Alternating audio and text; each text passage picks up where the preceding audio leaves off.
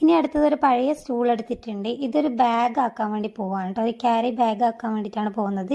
അതിനായിട്ട് ഞാൻ ഒരു ബനിയനും കൂടെ എടുത്തിട്ടുണ്ട്. പഴയ ബനിയനാണ് കേട്ടോ.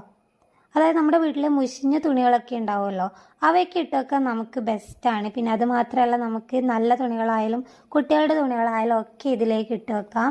അപ്പോൾ അതിനായിട്ട് ഞാൻ ഫസ്റ്റ് തന്നെ ചെയ്യുന്നത് ഇതുപോലെ ഈ ഒരു ബനിയൻ ഉണ്ടല്ലോ, പഴയൊരു ബനിയനാണ് കേട്ടോ. ആ ബനിയൻ്റെ നെക്ക് ഏരിയ ഫുൾ ഇതുപോലെ ഞാനിവിടെ കെട്ടിക്കൊടുക്കുന്നത്. ഒരു ബാൻഡ് എടുത്തിട്ട് ഒന്ന് ബാൻഡ് ചെയ്ത് വെക്കുന്നുണ്ട് കേട്ടോ. അപ്പോൾ മുഷിഞ്ഞ തുണിയാണ് നമ്മൾ ഇതിൽ ഇട്ട് വെക്കുന്നതെന്നുണ്ടെങ്കിൽ നമ്മളിത് റൂമിന് വെളിയിൽ വെക്കുക കേട്ടോ. മുഷിഞ്ഞ തുണി ഒരിക്കലും അകത്ത് വെക്കാൻ വേണ്ടി പാടില്ല.